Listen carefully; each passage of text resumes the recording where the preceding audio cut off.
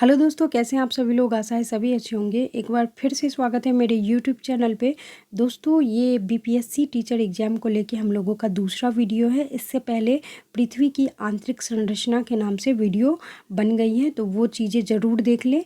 पर्यावरण एवं सामाजिक अध्ययन पार्ट 1 के नाम से होगा और उसमें पृथ्वी की आंतरिक संरचना बताई गई है। तो अगर आपने उस वीडियो को नहीं देखा है तो उस वीडियो को जाकर ज़रूर देख लें और इसके बाद ये वीडियो देखें वायुमंडल, क्योंकि कहीं ना कहीं आपका जो कॉन्सेप्ट क्लियर होगा तो वो स्टेप बाय स्टेप लेने से ही होगा। ठीक है, अब तो आप क्या कर सकते हैं, एक स्टेप के बदले आप सीधे तीसरे स्टेप पे नहीं जा सकते हैं, क्योंकि आप कन्फ्यूजन में थोड़े पड़ सकते हैं। तो इसलिए ज़रूरी है स्टेप बाय स्टेप फॉलो करें कॉन्सेप्ट को, जिससे कहीं से भी एग्ज़ाम में क्वेश्चन पूछे तो वो आप आसानी से तय कर सके, बना सके। ठीक है, चलिए स्टार्ट करते हैं। वायुमंडल आज हम लोगों का दूसरा टॉपिक है।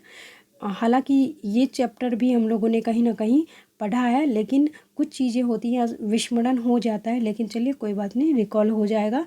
और हम लोगों को एग्ज़ाम देना है बीपीएससी टीचर का, तो और अच्छे मार्क्स से एग्ज़ाम देना है, क्वालिफाइड मार्क्स से, यानी कि चाहते हैं कि क्वालिफाइड हो हम लोगों का। तो आप लोगों का कॉन्सेप्ट एकदम बढ़िया से क्लियर होनी चाहिए, ताकि आप कहीं से भी क्वेश्चन पूछे बीपीएससी तो हम लोगों को वो क्वेश्चन का आंसर आना चाहिए। चलिए स्टार्ट करते हैं बिना किसी देरी के। देखिए, हम लोगों ने जो पढ़ा है वायुमंडल के बारे में, तो क्या पढ़ा है कि वायुमंडल जो होता है गैसों का मिश्रण रूप होता है, मिश्रित रूप होता है। ठीक है, यानी कि गैसीय आवरण का वह रूप जो पृथ्वी में व्याप्त है।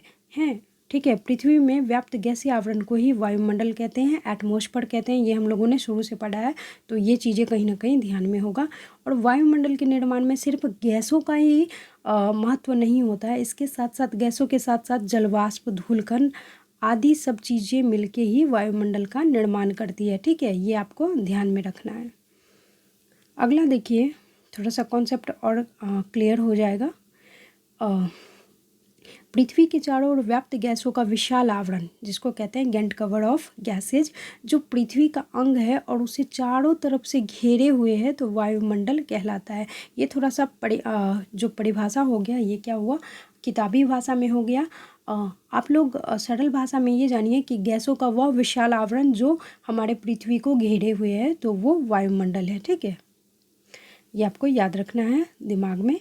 और देखिए, पृथ्वी की जो आकर्षण शक्ति होती है, पृथ्वी में क्या पाया जाता है, गुरुत्वाकर्षण बल पाया जाता है ना। और क्योंकि कोई भी चीज़ें अगर हम ऊपर उछालते हैं तो क्या होता है, हम फट से क्या होता है, पृथ्वी पर नीचे आ जाती है। तो पृथ्वी की आकर्षण शक्ति के कारण ही यह वायुमंडल उसके साथ क्या है, टिका हुआ है। और पृथ्वी की सतह पर विभिन्न प्रकार के जीवों का अस्तित्व इसी वायुमंडल के कारण संभव है। ये भी आपको ध्यान रखना है, यानी कि पृथ्वी पर अगर जीवन है तो कहीं ना कहीं इसमें वायुमंडल की अहम भूमिका है, तभी जीवन संभव है। आगे बढ़ते हैं।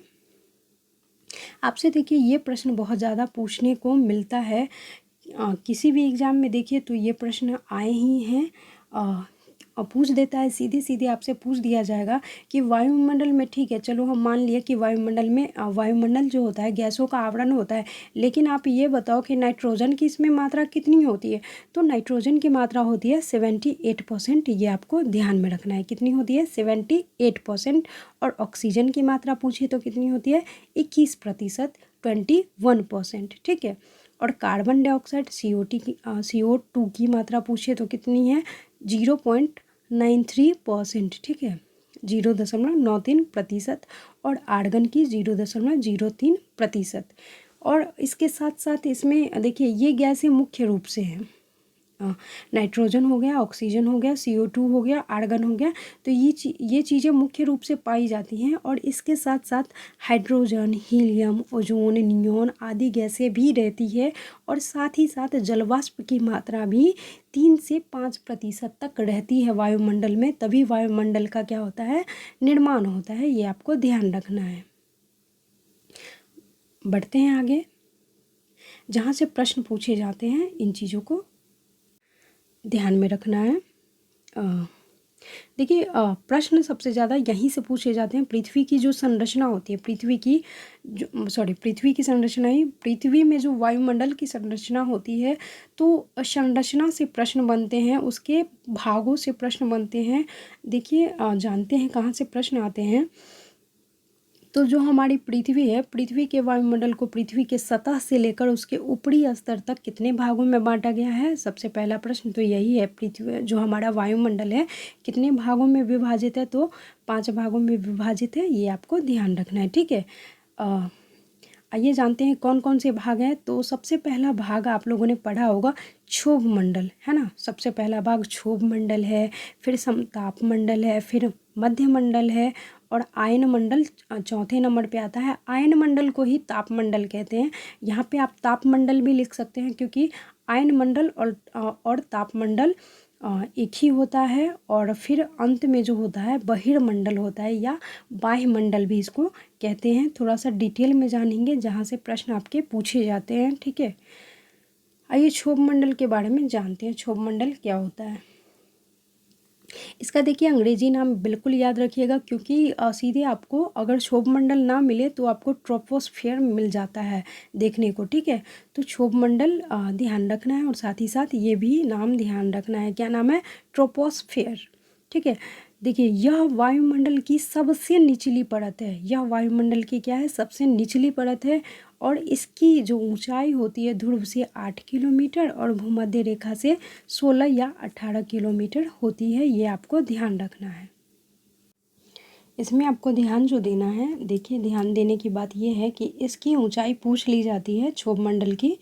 तो क्षोभ मंडल की जो ऊंचाई ध्रुव से होती है, बेसिकली इसकी ऊंचाई आपको 8 से 16 किलोमीटर याद रखना है। कहीं कहीं 18 किलोमीटर भी देखने को मिलता है, लेकिन ध्यान में रखना है इसकी जो ऊंचाई होती है ध्रुव से 8 किलोमीटर और भूमध्य रेखा से 16 या 18 किलोमीटर, ठीक है। आपके ऑप्शन में जो भी रहे 16 या 18, तो वो आप अपने ऑप्शन के आधार पर दे सकते हैं, लेकिन आपको मिनिमम याद रखना है 18 से 16 किलोमीटर इसकी ऊँचाई होती है, ठीक है।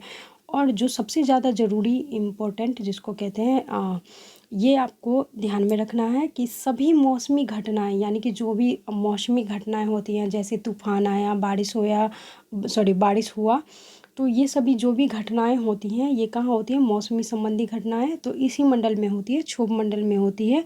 और इसी के कारण इसको परिवहन मंडल या संवहन मंडल कहते हैं, ठीक है। ये आपको याद रखना है।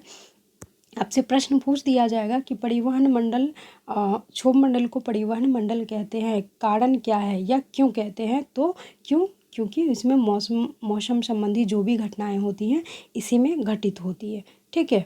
ये आपको ध्यान रखना है। इस मंडल को परिवहन मंडल या संवहन मंडल कहते हैं। देखिए इसकी सबसे ऊपरी सीमा को क्षोभ मंडल कहते हैं, क्षोभ मंडल सीमा कहते हैं, सॉरी, है ना। इसकी सबसे ऊपरी सीमा यानी क्षोभ मंडल है, क्षोभ मंडल के सबसे ऊपरी सीमा को क्या कहते हैं? क्षोभ मंडल सीमा कहते हैं। ये आपको याद रखना है। और ये नहीं भी याद हो, लेकिन जो चीज़ें बताए हैं इन चीज़ों को ध्यान में रखिएगा। क्षोभ मंडल का प्रश्न सबसे ज़्यादा जो पूछा जाता है, ये मौसमी घटनाएं किस मंडल में होती हैं? तो क्षोभ मंडल में होती है। और इसको परिवहन मंडल क्यों कहते हैं, संवहन मंडल क्यों कहते हैं, ये याद रखिएगा।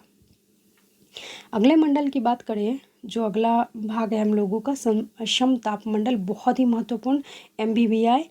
इसको अंग्रेजी में क्या कहते हैं? स्ट्रेटोस्फेयर कहते हैं, ठीक है। क्या कहते हैं? स्ट्रेटोस्फेयर, याद रखना है नाम। देखिए यह वायुमंडल की दूसरी सबसे निचली परत है। अगर पूछे वायुमंडल की सबसे निचली दूसरी परत कौन सी है, तो ये है समताप मंडल। और इसकी ऊंचाई पूछे तो 12 से 50 किलोमीटर है, ठीक है। याद रखना है 12 से 50 किलोमीटर। और सबसे जो ज़रूरी बात है इसमें, खास बात क्या है समताप मंडल में? तो खास बात भाई ये है कि इसमें ओजोन परत पाया जाता है। यानी कि हमारी पृथ्वी पर जो पराबैंगनी किरण सूर्य के माध्यम से आता है, तो ये ओजोन परत होती है, उन किरणों को रोकने का काम करता है और क्षति नहीं पहुंचने देता है। जैसे पराबैंगनी किरणों से क्या होता है? कैंसर, चर्म रोग आदि जैसे बहुत बड़ी बड़ी बीमारियां होती हैं। लेकिन ओजोन परत, जो ओजोन लेयर है, वो समताप मंडल में है और ये हमारे पृथ्वी पर पराबैंगनी किरण का अवशोषण करने से रोकती है, ठीक है। तो इन चीज़ों को याद करना है। ये अवशोषण कौन करता है पराबैंगनी किरण का, तो ये ओजोन परत कर लेती है और पृथ्वी तक ये हानिकारक जो गैसें होती हैं, किरणें जो होती हैं पराबैंगनी किरण, जिसको यूवी किरण कहते हैं, यूवी किरण कहते हैं, तो इन किरणों को रोकने का काम कौन करता है, ओजोन परत करता है। आपसे पूछ दिया जाएगा कि समताप मंडल में ओजोन परत किस मंडल में पाया जाता है, तो स्ट्रेटोस्फीयर में पाया जाता है, समताप मंडल में पाया जाता है। ओजोन परत किस किरणों को रोकने का काम करती है, तो पराबैंगनी किरणों को रोकती है। ठीक है, याद रखना है आपको। देखिए यहाँ पे जैसे ये जो हमारी पृथ्वी हो गई और फिर ओजोन परत आ रहा है। ओजोन परत कहाँ है, समताप मंडल में है।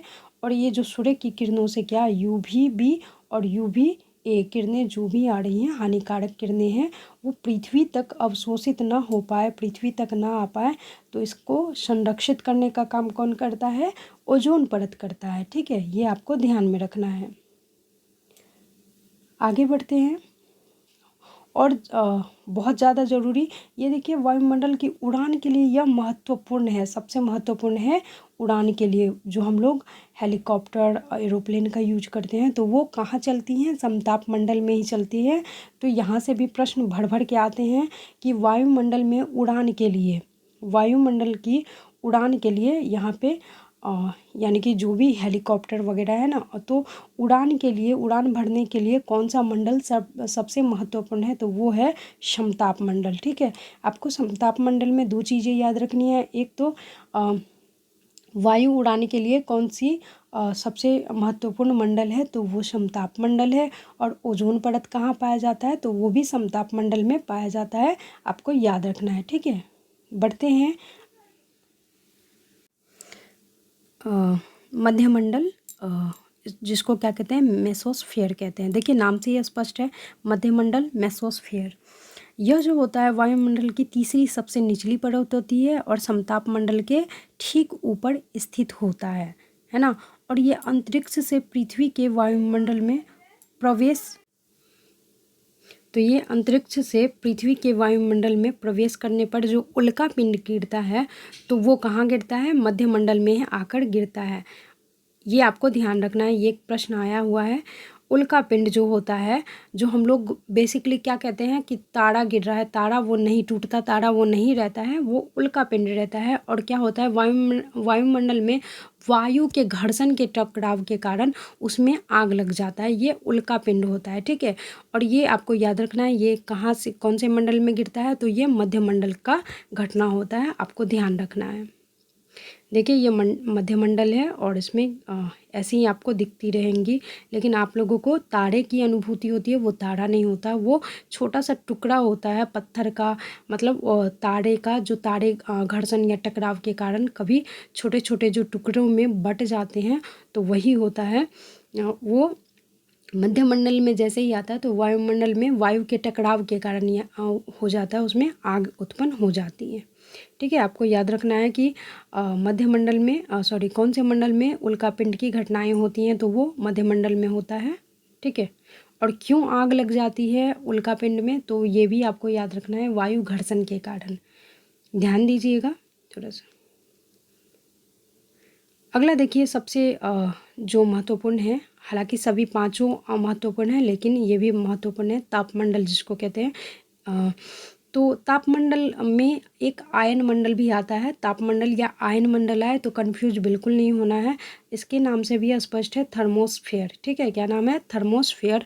एक इसी में रहता है आयन मंडल, और आयन मंडल को आयनोस्फेयर कहते हैं, ये इसी में आ जाएगा, ये भी मैं बता देती हूँ। देखिए यह मध्यमंडल का ऊपरी परत होता है और इसकी जो ऊंचाई होती है लगभग 80 से 700 किलोमीटर की होती है। ठीक है, तापमंडल में नीचे से ऊपर जाने पर इसका तापमान बढ़ जाता है, ये आपको ध्यान रखना है। इसमें तापमंडल में क्या होता है कि तापमंडल के नीचे से अगर कोई ऊपर जाने पर, नीचे से जो तापमंडल होता है, इसके नीचे से अगर ऊपर जाते हैं, यानी कि किसी भी, जैसे तापमंडल के बाद वायुमंडल होगा, तो जैसे ऊपर जाते हैं तो क्या होगा, उसमें क्या होता है, तापमान बढ़ जाता है, टेम्परेचर जो होता है उसका बढ़ जाता है, और इसके सबसे ऊपरी सीमा को ताप सीमा कहते हैं, ये आपको ध्यान रखना है।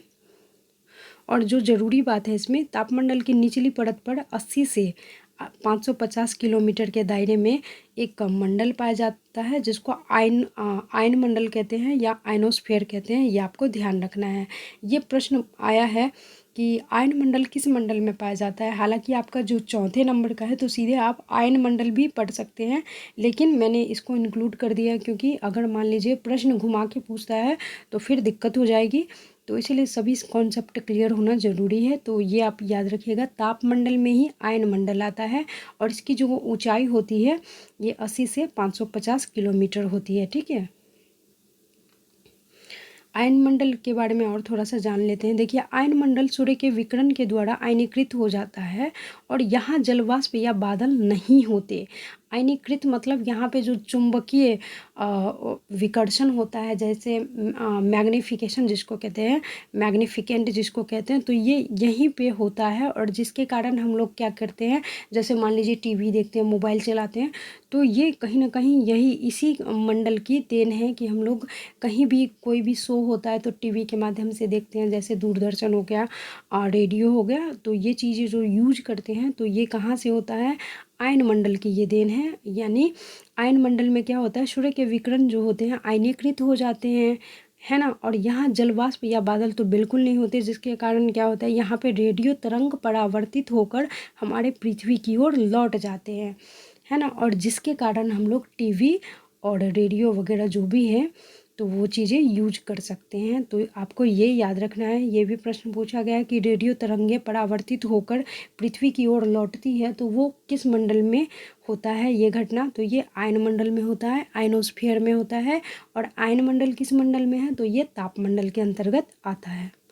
ठीक है, देखिए, रेडियो, टीवी यानी टेलीविज़न ईटीसी संचार को संभव करती है। इसी के कारण, आयन मंडल के कारण ही हमारा टीवी, मोबाइल, कंप्यूटर वगैरह जो भी होता है तो वो यूज होता है। और इसीलिए इस मंडल को संचार उपग्रह के नाम से भी जाना जाता है।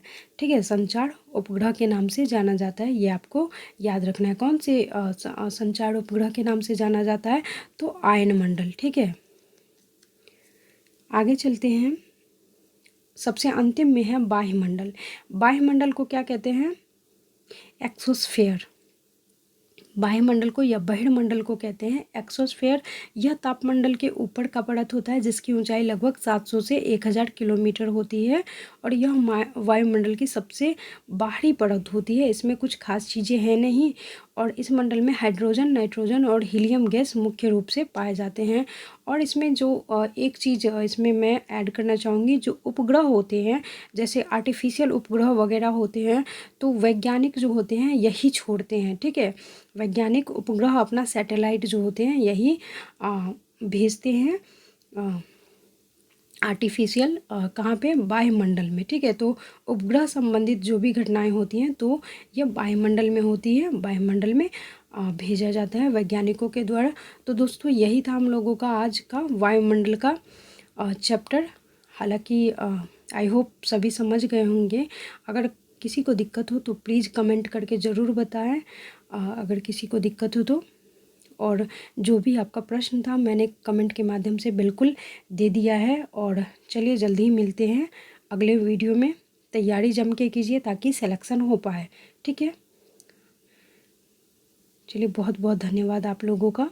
ऐसे ही प्यार और सब्सक्राइब, लाइक ज़रूर करें और दोस्तों को भी शेयर करें और अपना प्यार और सपोर्ट बनाए रखें ताकि जो भी, क्योंकि आप लोगों के सपोर्ट के कारण ही थोड़ी उत्साहित मैं होती हूँ और मन होता है कि हाँ, वीडियो बनानी ज़रूरी है।